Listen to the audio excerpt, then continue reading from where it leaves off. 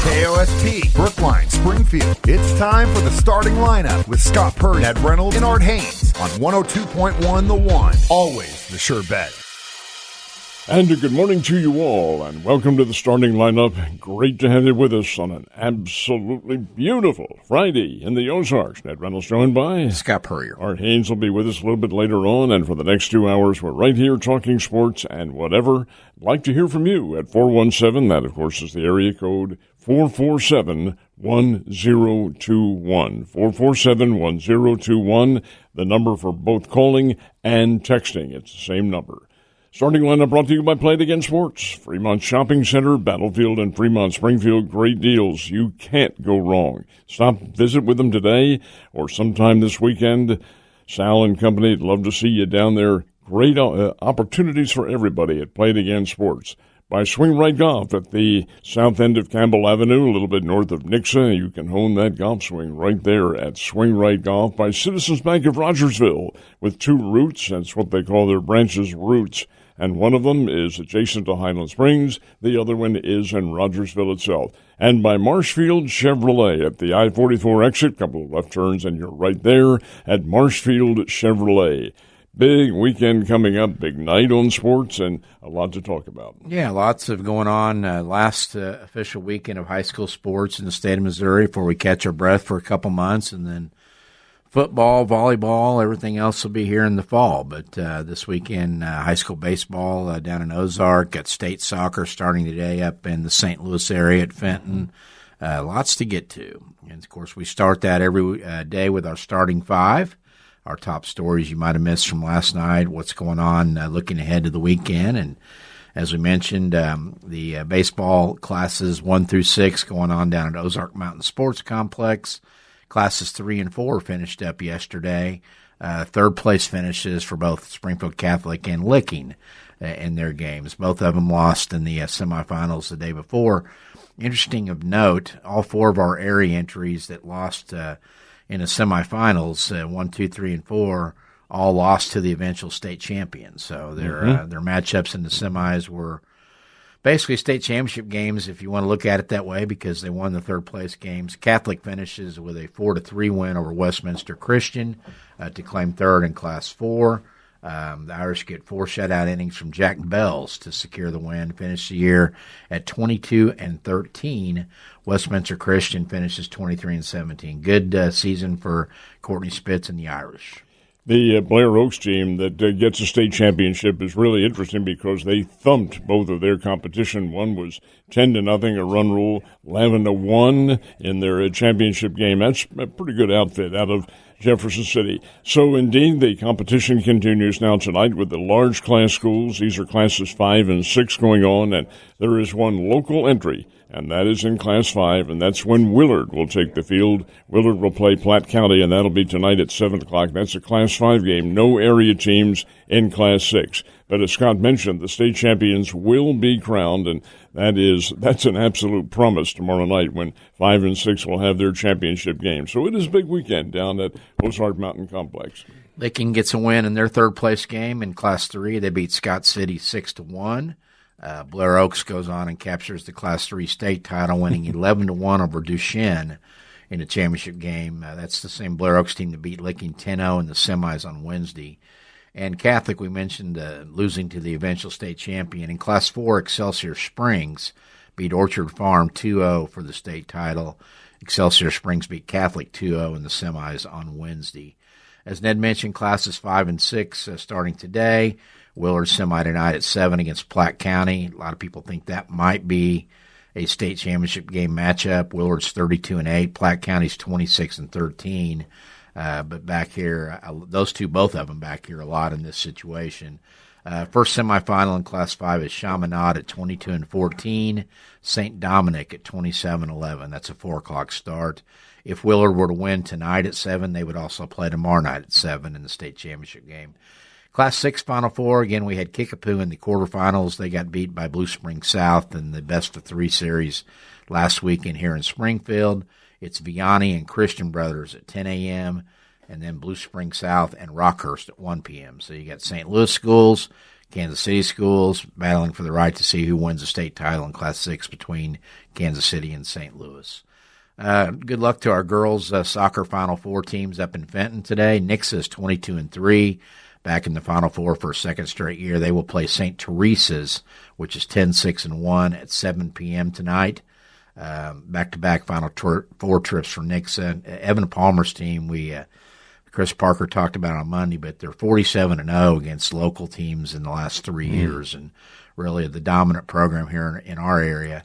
Shaylee Frank, not to be confused with the Franks that were out at Stratford basketball and softball, but Shaylee Frank of Nixa has a school record 37 goals, is their all-time scoring leader. She is headed to Northern Iowa next season. She's the leader on a Nixa team that has 11 seniors on this team. They lost last year 7-0 to Corey Zoo, the eventual champ and the two-time defending state champ, and Corey Zoo is back in those other semifinals. So you win this one, you probably get the big dog in the finals and get another shot at them.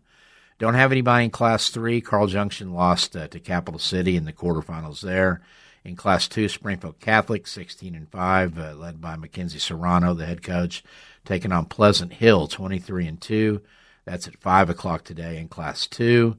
It's a young Catholic team, a lot of freshmen playing key roles, some sophomores in there. Good young squad. They take on Pleasant Hill is the number 1 ranked team in the power rankings, Catholic number 2. So this may be your state championship matchup in Class 2 girls soccer. And then finally in Class 1, Newcomb Academy is 17-6. They're taking on Pembroke Hill, which is 9-8-1 in the first local matchup at 12:15 today up in Fenton. So good luck to those squads. Major League Baseball, Cardinals had the night off. They start a series tonight with the Reds coming into Busch Stadium. Kyle Leahy and Brady Singer, the former Royal, is the pitching matchup. Cardinals are 32-28. The Reds are 31-30 in what is becoming probably the most contested divisional race in Major League Baseball, that NL Central, because everybody's within, I think, 6 games. Reds are 6.5 games back, and they're in last. Cardinals have slipped a half game behind the Pirates, who climbed into second. Of course, the Brewers in the lead. And then don't forget the Cubs. They're starting to heat back up again. PCA with a walk-off form last night after he had an outfield problem that led to an inside-the-park home run. But the Cubs are a half game back of the Cardinals now. Cardinals are an interesting ball club, as are the Cubs. The Cubs, and I think this has been pretty well documented, went through a 10-game winning streak, 10-game losing streak, and since then, since the losing streak came to an end, they have played really inconsistent baseball. Now, as Scott mentioned, they may be coming on. They're an entirely too talented a team to really be in a slump for the entire season, so you can expect them to start wielding these big bats again and start hitting the ball. You got guys like Bregman and, it's just a solid baseball team that does go through slumps. That's part of the game, but they'll come out of it pretty quickly. As the weather warms up, it seems like the Cubs are one of those teams that their offense starts heating up, and the Reds are the same way. A lot of guys with the Cubs just now starting to kind of find their footing. Ian Happ's been off to a good start. Michael Bush was a 30-home run guy last year. He's starting to hit the ball better.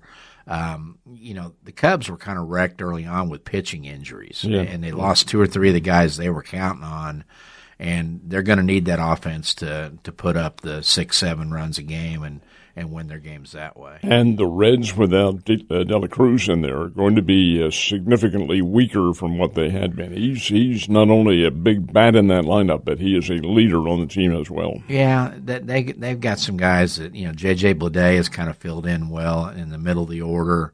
Sal Stewart, got off to a really hot start. They just brought back up Noelvi Marte, and they were counting on him heavily out in the outfield. He got off to a really bad start, went down and tore it up in AAA. He's back now if they start playing him every day. But and then Eugenio Suarez, who they paid to come in, he hasn't got on track. I think he's sitting on 4 home runs.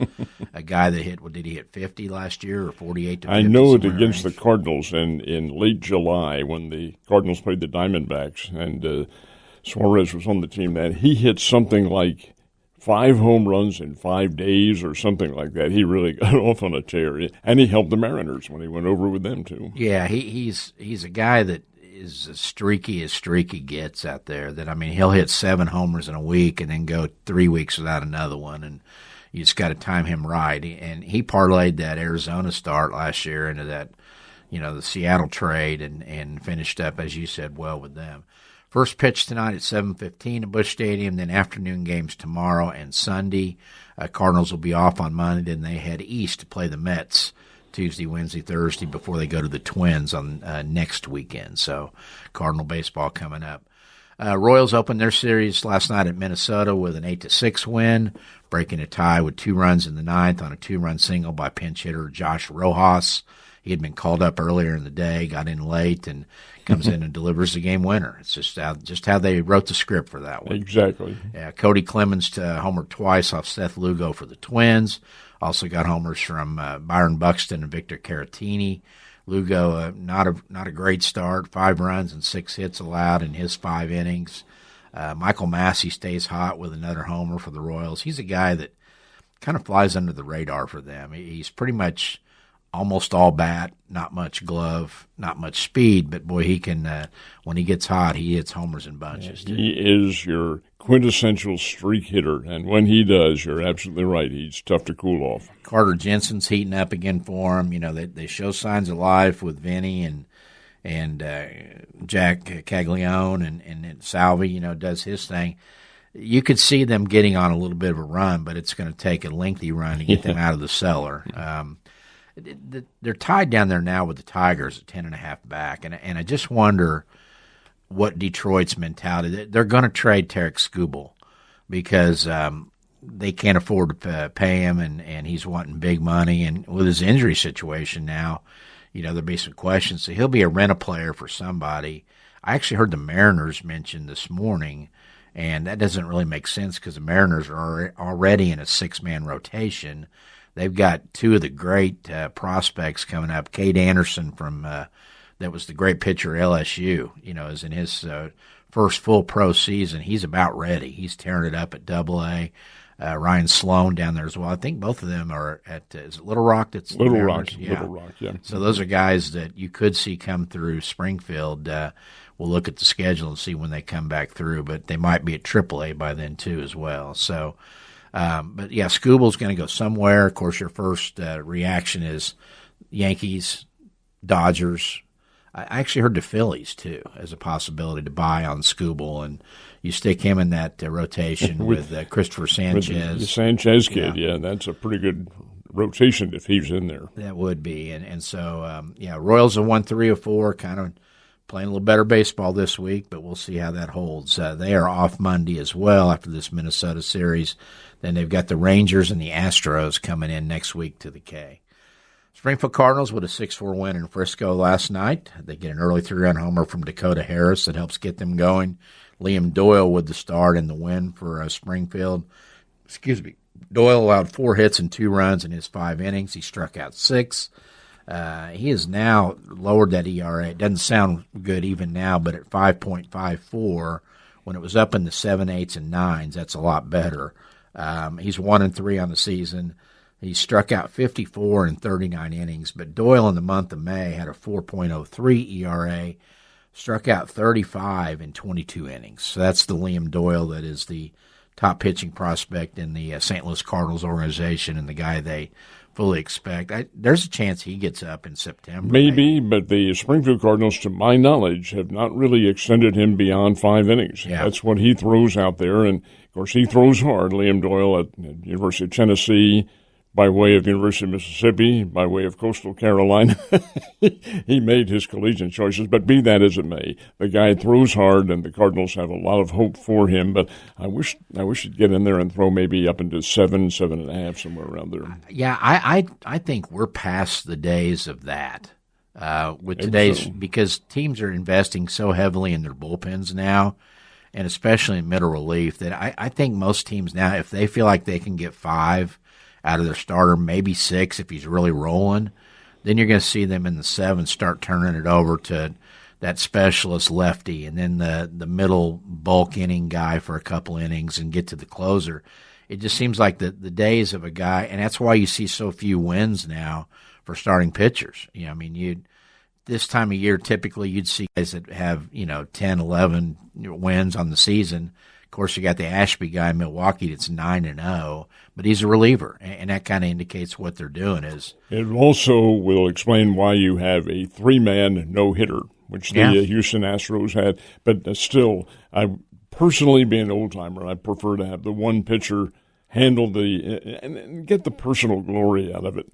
With whatever happens. I think it's just personal protection, too, because they've got so much invested in these arms. Mm-hmm.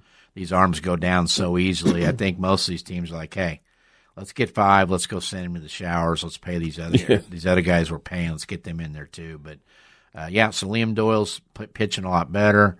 Again, the number 1 prospect in the Cardinals' pitching side of things in the organization. That would put him on track if he pitched Thursday, Friday, Saturday, Sunday, Tuesday, probably Wednesday. Yeah, so Wednesday or Thursday next week. If you're looking to go see Doyle, that would be your game over there at Route 66 Stadium. NHL Stanley Cup Finals last night. Carolina rallies for a 4-3 win in OT, and that one tied the series at 1 apiece. What a wild game this was, because the Golden Knights from Vegas led 2-0 with about 10 minutes to go. Carolina scores 3 goals quickly to get it to 3-2. Vegas ties it in the final minutes, and then Carolina wins it in OT. So a good series there in the Stanley Cup Finals. They'll head back to Vegas, I believe, tomorrow night for Game 3. It's running on an alternate basis here for TV purposes. Actually, Vegas had a goal taken away from them in the closing minutes. And, looking at the replay, I don't know how they justified that, but be that as it may, it happened. Women's College Softball World Series wrapped up last night. Texas takes both games in the best-of-3 series with Texas Tech. They win 4-1 last night in Game 2. Tegan Cavan, the pitcher for Texas, wins Most Outstanding Player Award for a second straight year for the back-to-back champion Longhorns. She's a junior, and she came in relief last night and was lights out. She shut the door on Tech, which now is the second-best team money could buy in America there, with their investment in Najee Kennedy, who took the loss in her last game ever with Texas Tech and the end of her college career there, too. Just a great career for her, but, there's a little bit of justice, even though I can't sit here and say I'm happy for Texas, because as an OU fan, you can never utter those words. But they kind of were I guess, would you say, fighting the evil empire with Texas Tech and the one school in America, among others, that really stands out as embracing the NIL era, because you got a booster that's a billionaire, an oil billionaire, and his partner. They're willing to spend whatever it takes to try to win. And you think about it, and is that really what we want now in college sports? But it's really what we have. But it is also something that fits into the legality of things, or until the Protect College Sports Act is passed, and I certainly hope it is. It may be an altered form from what it is now, but I don't think it's going to be radically altered as such.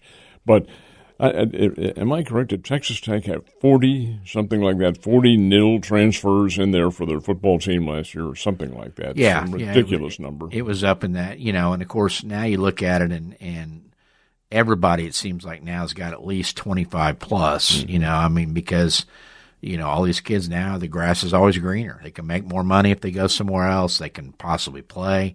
And a lot of them find out. I'm going to look on Twitter and see if there's a baseball portal update, but I believe the first day of the portal opening, there were 1,400 players that had gone in. 1,400. Yeah, and, I think, who was on with us that said that the sad reality is there'll be a couple thousand at the end of that, the kids that don't get picked up by anybody, and unless they go way down, like NAIA or another level, their careers are probably over at that point. So let's take a timeout and come back and finish up the starting 5. You're listening to the starting lineup. Stay right where you are, folks. Don't go away. And we welcome you back to the starting lineup. And to enhance just a little bit on what will be here at 102.1, the Cardinals will play the Cincinnati Reds tonight. Then tomorrow afternoon and Sunday afternoon, weekend series coming up. continue. Yeah, our lineup today, Guy Newcomb, the Scoreboard Guy, going to join us here at the bottom of the hour, 7:30. We'll talk high school sports, kind of put a bow on that school year in the last weekend of the competitive season this weekend. Rob Raines of STLSportsPage.com, big news for Rob. He's going to have a show on Saturdays here, a Cardinal-based show that will be airing during the season. We'll talk more about that. But Rob's podcasts, which is just excellent stuff, are already on the 102.1 The One app there, so you can check out the Rob Raines podcast, and we'll get into more detail with Rob about that, the Cardinals, and more. Rob will be in town on Monday for a little get-together that we'll be out there that evening, kind of kicking off his new partnership with 102.1 The One. By the way, the app, I get a lot of people that say, well, I live outside of Aurora or outside the Branson area, because this signal goes, pretty much in all directions, at least 45 minutes to maybe even an hour. Down in Branson, I can get it if I'm headed south on 65, even up in the Hollister area and stuff too. But great signal. But the surest way for you to be able to listen at all times is download that 102.1 The One app, because it's got a listen live button. If you're on a beach in Florida this summer on vacation, you just can't stand not to listen to Ned and Art and I. You just hit that arrow, the play button. But what I really like about it is, a lot of our guests are like, hey, Ryan Wolf yesterday did a great job with our facility focus there on Ozark Mountain Sports Complex. I get a text from Ryan later in the day, hey, my dad didn't get to listen. How can I get him a copy of that interview? It took me 15 seconds to go to the 102.1 The One website, find the story that our new great assistant here on social media, Maddox, put together a little story for the website, and it runs on social media. I just copied that link, sent it to Ryan, and then his dad was able to listen. So if you do miss any interviews, you go to 102.1 The One, either the website or you download the app and go to the little menu bar there for the starting lineup. You'll find all the interviews there, and it's a great way, when you're working out later in the day or you just want to relax and listen to something to do that as well. So Rob Raines at 8 o'clock, and then at 8:30, Patrick Maher of the Visa Network will join us. He's one of the hosts of Sharp Money in the evenings.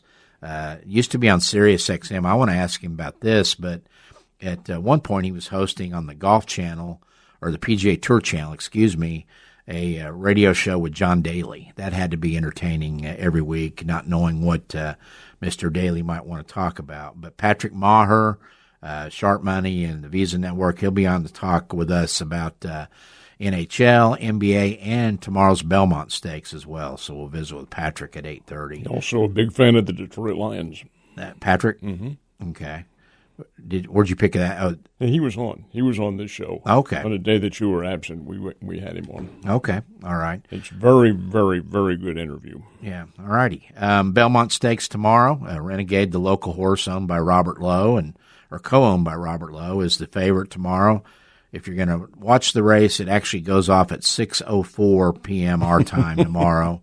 Probably be a couple hours. They don't go quite to the length that they do with the Kentucky Derby in terms of pre-race coverage, but there'll be a couple hours, I'm sure, on, I believe it's an NBC telecast in it tomorrow. Do they have all the...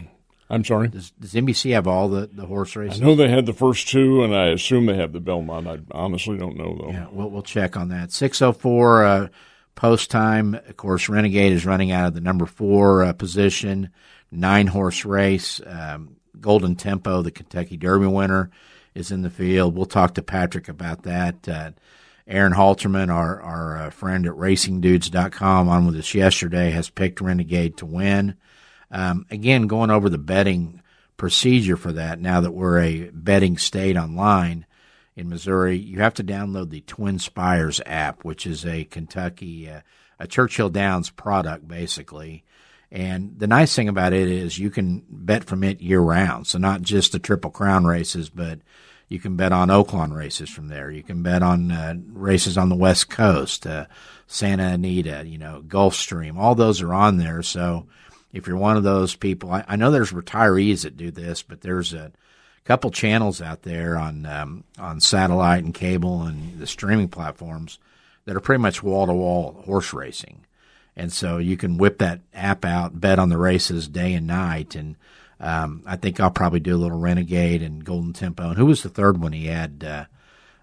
Sir Galahad or what? No. Galawabi or whatever it was. Wannabe or Wallaby. Wallaby, yeah. Wallaby was the other one he liked in that too. So download the Twin Spires app. Of course, we are a betting station here with the Visa affiliation, so a chance to get in on the action tomorrow. Let's just play devil's advocate here and assume some of the listeners, maybe Wah, doesn't know how to bet, and you see odds of 2-1 on Renegade. What does that mean?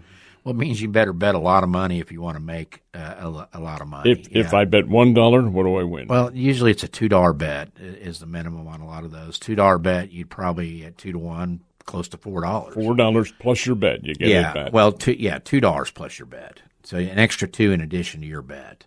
So yes. you double your money. Well, don't you? If you win, don't you always get your bet back? Yeah, you do. Yeah. And there's so many ways to bet with, win, place, and show is very common where people will put $2 down to win, place, and show. So a $6 bet, they pick one horse they like.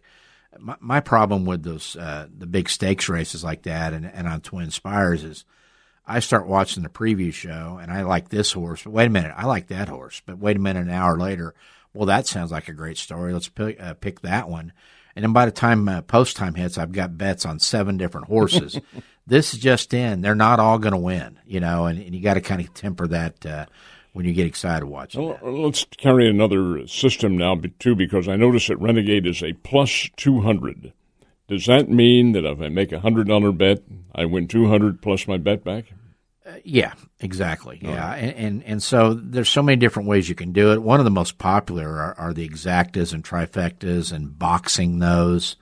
And what that means is, like, if you think you know that the 1 and 3 horse are going to be the in your mind the first and second place finishers. If you box them, you're covering the fact that 3 might finish ahead of 1.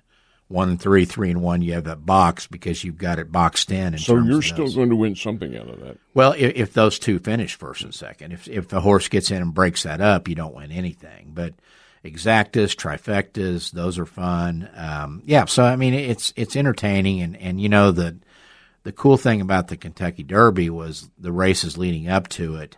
They would carry some of those, and you could get on Twin Spires and actually bet on those, and just for fun, put $1 on a long shot or $2 on a long shot, things like that. Let me ask you another question, too, concerning the odds, because sometimes, in fact, almost every race, those odds will change right up until post time. Or I suppose suppose it's a 2-1 odds, and it changes. Does your bet change even though you made it at 2-1? Whatever it goes off at the final at post time is what the odds are. So it does change that. And so that's one of the things, like at Oaklawn, when my wife and I go, if you go to the window with 12 to 15 minutes to post, and my wife likes to bet long shots, and by long shots, kind of middle long shots, because those 30 to 40 to 70 to 1 horses are there for a reason.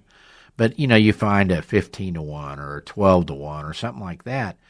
That 15 to 1 or 12 to 1 may be 7 to 1 because there's everybody else in the park maybe thinking the same thing. Well, the horse number 3 that showed at the Kentucky Derby was a 70 to 1 choice. Yeah. But at the Preakness, it was 6 to 5. Mm-hmm. Yeah, and so people jumped on board. Absolutely. After that, and that's one of the things too. I think Aaron explained it well. Is why can't we get horse racing on the BetMGM app or the DraftKings Sportsbook app or any of those? And as he said, it's pari-mutuel, so the odds are changing, and you're betting against other people. You're not betting against the book, and so. With that, it would be hard. I guess it'd be the same thing. And he thinks that'll change, according to his discussion yesterday. Maybe at some point, and maybe we'll be able to do that on those apps. But right now, you've got to go to Twin Spires to make that happen. A couple other things for the weekend. NBA Finals Game 2 tonight down in San Antonio. Knicks and the Spurs. The Knicks went in and stole one in Game 1, scored the last 11 points of the game to get the road win.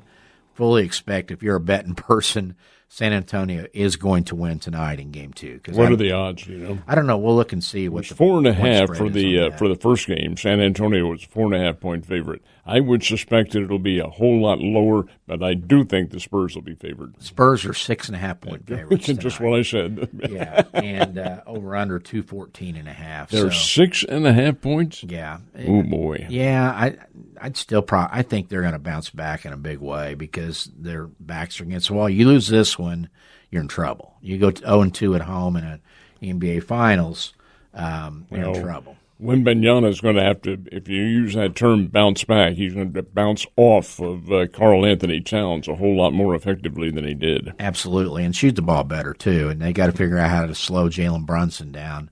Going to score a lot of points. Going to shoot it a lot of times to score a lot of points too. But Game 2 tonight down in San Antonio. And then NASCAR's in Michigan this week for the Firekeepers Casino 400 at the Michigan Speedway. If you're wanting to watch that, it's a 2 p.m. start on Sunday. You'll have to go to Amazon Prime and the Prime Network to see that on Sunday. So let's take a break and let's talk to the scoreboard guy on the other side. You are listening to the starting lineup. Don't go away. Much, much more coming up. And this is the starting lineup brought to you by Play It Again Sports, by Swing Right Golf, by Marshfield Chevrolet, and by Citizens Bank of Rogersville at Reynolds, along with Scott Purrier. And a special guest. Special guest on the line with us is our usual Friday 7:30 a.m.-ish guest. He is Guy Newcomb, the scoreboard guy. Good morning, Guy. Hey, good morning, gentlemen. How are we? We're doing great, thanks. The last week of high school sports in the Ozarks for this school year. Is there some sadness for you as a scoreboard guy, or is it kind of time to catch your breath and then get ready for 26-27? It's not really sadness. I think it's maybe a time to relax and kind of look back, and on the things that have happened this year, going back into the fall with, Nix's run in football. There were some great fall stories. Nix gets to the state championship and in football, and you get a Preston Hatfield who rushes for 400+ yards and is still running. Release Summit, yeah. And then Seneca's great run in football, and you look at maybe Mountain View Liberty. That's a great story. They get that win over Lamar with Jansen Ackland, and you get into the basketball season with the run that John Schaefer went on with Rogan Rogersville. You've got the great Larson story there at Stratford in girls basketball. You got Trish Marsh at Marshfield. And so, there's just some great stories, and it comes down to tomorrow. It's all over, with soccer and baseball finishing up tomorrow. You got some great soccer stories with Newcomb Academy getting there on the girls' side. You've got Springfield Catholic. You got Nixon, and Evan Palmer. Back when I first started this almost 20 years ago, with the there at ESPN with the high school highlights, Evan Palmer and the next girls soccer team was my first guest as a team, coming in, and they went on a tremendous run, and they've got Corey Zoo, at the end of that, which is maybe one of the nationally ranked teams, and they've got the back-to-back reigning Gatorade National Player of the Year in Maddie DeMaria that's on that team, and she's just a junior. Wow. And she's already won Gatorade National Player of the Year twice, number one junior in the world probably in soccer on that team, and the baseball with what's going on, and the great runs at Dadeville, Brent Roundtree at Dadeville and Licking, and Scott McGee. That's a great story. His final year at Willard, and they've got a Platte County team today, I believe, but that's probably the state championship in this game today with Willard and Platte County. And so just tremendous stories, and Springfield Catholic baseball, and Excelsior Braves. That's out of the area, but, they've given up 0 runs in the Final Four. They've scored 4 runs in the Final Four, and they're state champions combined. They have not given up a run in any of the Final 4 games. So just some tremendous stories to look back on, just getting ready to wrap everything up tomorrow. Little disappointing, I think, this week so far that we had, 4 entries and we didn't get anybody in the championship game. But then you look at it, and all 4 teams lost to the eventual state champions. So they all had very tough matchups in the semifinals. maybe Willard can stop that string tonight. Talk about that matchup for the Tigers. Well, you got Levi Hilton going for Willard. He's going to throw today, and he's among the best, in Southwest Missouri. It's, and McGee, and I think I sent you a text earlier, this year that, Scott McGee, every tooth in his mouth is a wisdom tooth. He is a brilliant mind there in that third base coach's box, and talking with him about, or listening to him talk with you guys about just the defensive situations there at the field there where they're playing at Ozark Mountain State, or whatever it's called now.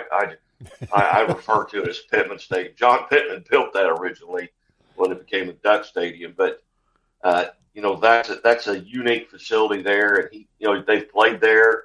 He's been prepped. Platte County hasn't played there, in a year, going back to their state championship, Final Four appearance last year. But that may be the game of the day, and maybe the game of the tournament in all classes. Kickapoo last weekend, Blue Springs South. They got the win on Friday with Brody Wilson, which Ned and I were talking earlier in the week that Joey Hawkins thinks that kid from Kickapoo can step in next year and be a contributor. He's got his size, he's got the frame of a college pitcher, definitely for sure. But so no Class 6 representative today. You've got the semifinals. One side St. Louis, the other side Kansas City. Is Blue Springs South the favorite in the Class 6 this weekend? You think the team that beat Kickapoo? Yeah, I think so. I think Blue Springs South. Rockhurst. I think that's who they play is Rockhurst, and private school. And I think Blue Springs South is the only public school in the Final Four in Class 6. I think it's CBC and Vianney at the top of that, out of the St. Louis area. But I think Blue Springs South is probably, they get through a Liberty North, Liberty District. I think that was the best district in the state. I know Nixa and Kickapoo and Ozark and all those were in the same district as well. But I think Blue Springs South has got to be your favorite. They've got two, maybe even three arms, there that, D1 guys that, are mid-80s to low 90s on the mound. Guy, I'd like your assessment of the Blair Oaks team because they won both their games in just lopsided style, but run-ruled in both games. What is this? Is this one of the best teams with all classes combined? Yeah, you got to believe that. Blair Oaks, you go back to the fall and what they did in football, they just dominate. They've got athletes all over the field. Basketball court, they did very well. They're just a very athletic community. And Blair Oaks is not private, I don't believe. I think they're a public school there out of that Jeff City area. Their athletic director is actually from Wheatland, Missouri. I've got to know him a little bit over the years, got to see him play in high school. But Blair Oaks, they win. I think they beat Carrollton in that quarterfinal game. They shut them out. They shut out Licking 10-0. They've given up one run, I think, over the last 3 games, and maybe even just 2 runs over the last 4. After districts, they're dominant. Blair Oaks is a very athletic community, and they've really done it right, and their facilities are amazing for a smaller, I guess, quote unquote, school there out of that Jeff City area. We've had a couple texts this week, asking our thoughts on the public versus private in Missouri high schools and whether it should continue the way it is. Scott McGee yesterday was adamant that he likes it the way it is because, number one, it's going to water down the public side if you take the privates out. Looking at first glance at the soccer, this will reignite that discussion probably on Saturday night, Sunday, or Monday this weekend because I think 11 or 12 of the 16 Final Four teams in girls soccer are private schools. You got Korezu, which is kind of the women's soccer equivalent to what Incarnate Word is in girls basketball, it sounds like. But what are your thoughts on it? Is it something that it is what it is and we should just leave it alone, or do you think that we'll ever get to a point where there's a need for a separation between the public and private schools?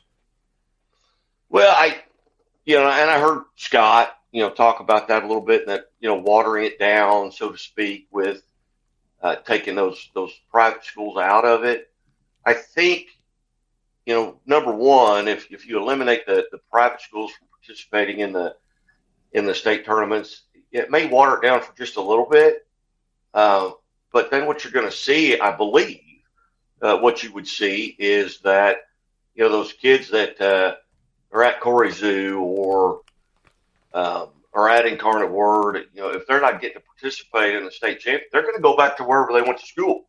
So I don't know that it would water it down. I think you get a lot of those kids transferring out or transfer back to where they should be going to school.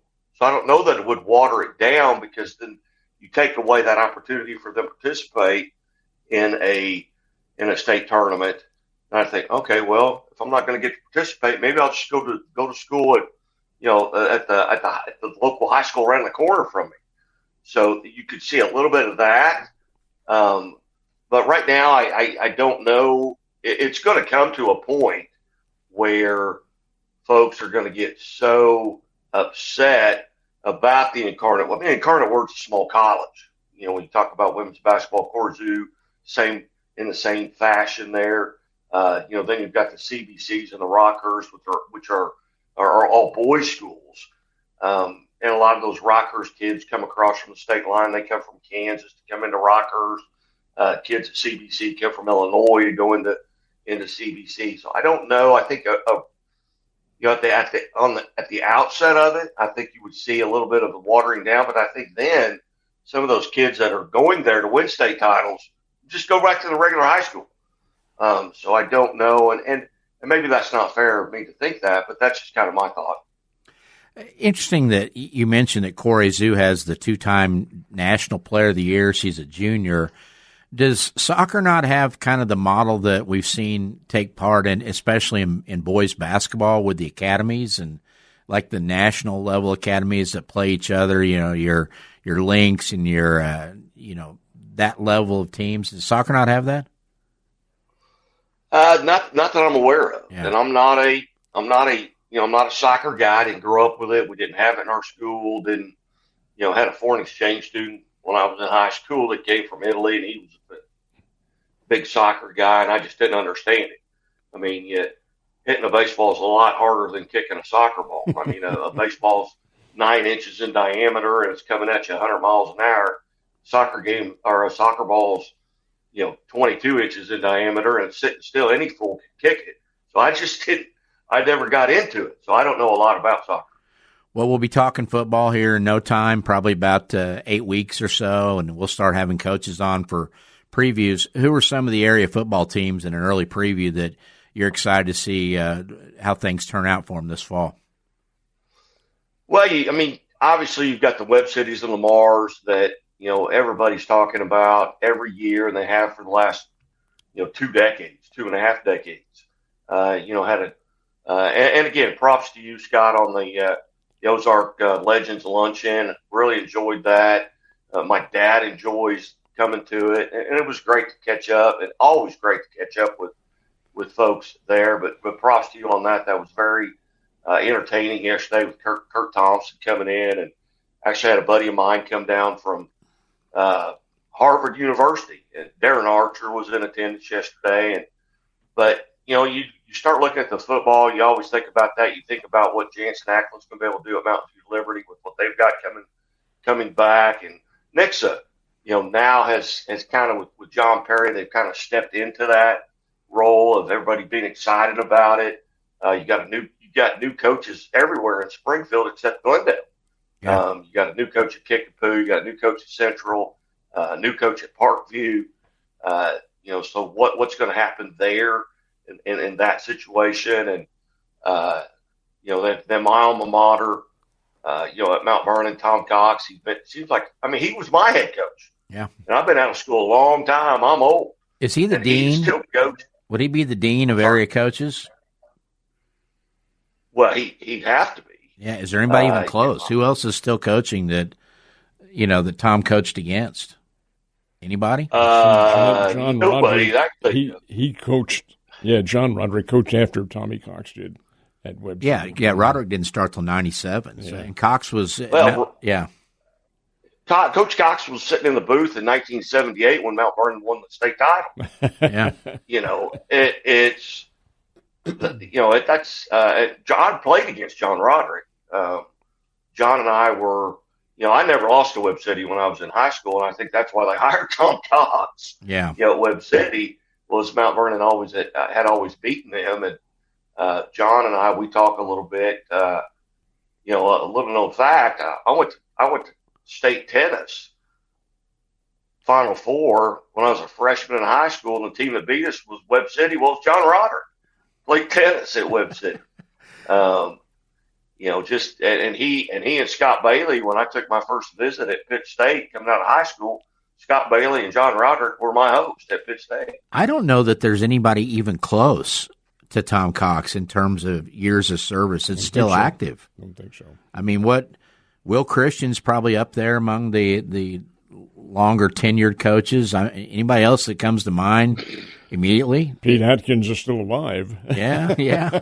Not coaching, yeah. Guidey at Carthage has been there 25-ish, hadn't he, probably? Or close to it? Yeah, probably. John's been there, probably 25. A lot of these guys are getting ready to retire. And Coach Cox retired. I mean, he went, from Mount Vernon to Webb City to Ozark, and then went into American Family Insurance for 20 years. Yeah, and then came back. Went back, was a junior high coach at Mount Vernon, and then he was an assistant at Springfield Catholic for a little bit before he went back to Mount Vernon. And he still looks, like he's 50. I guess we could call him the Yoda of high school football, right? Yoda from Star Wars. Yeah. We'll see if he likes that one or not. Yeah. Well, yeah, 30 years ago, he might have hit you with a football, but now he's mellowed a little bit. He did ban me from the Ozark press box one year, or one game, so that's that. But, hey, Guy, we got to run. We appreciate it. We'll get kind of more into some of this stuff this summer, the historical aspects, and, maybe you can compile some things like your top 5 quarterbacks of all time in the Ozarks, and we can debate those kind of things, because the one thing Ned and I can contribute is we're old, and we usually will remember. Seen them all. Exactly. So let's do some of that this summer in the high school spotlight on Fridays, okay? Yeah, I would love to do that. And again, gentlemen, thank you so much. We've been doing this together in and out for quarter century. Absolutely. And, don't put it that way, please. Let's find a better terminology than a quarter century. Yeah. Guy, hey, we got to run. We appreciate it. Thanks, buddy. Hey, thank you, gentlemen. Bye-bye. Scoreboard Guy Newcomb, visiting with us. Time out. Back in a second. And it's great having you with us on the starting lineup. Now, we have a big second segment coming up. We do, yeah. Rob Raines of STL Sports Page is going to join us at 8 o'clock. He's going to have his podcast is already up on the 1021 The One website now, his St. Louis Cardinals podcast weekly. We'll talk to Rob more about that and his show he's going to be doing and things of that nature. And then Patrick Maher of the Visa Network going to join us at 8:30. We'll do a combination of Belmont, NBA, and NHL playoffs with a guy who knows all three. And you mentioned earlier that Rob is going to be here. Of course, Rob is from here. He's a Springfield Kickapoo guy, but he will be here on Monday for just kind of a highlight. Is the public invited to that? We'll talk to him. I know that it's pretty packed already. He's got a couple spots. It's out at Leong's. And I would think that Rob is probably piggybacking that into the Springfield Cardinals are home next Tuesday, doing a little work the next day and seeing some minor league baseball. But let's go to our break, and we'll talk to Rob here in a few minutes. It is our mid-show timeout on the starting lineup. Don't go away. Big second half coming up.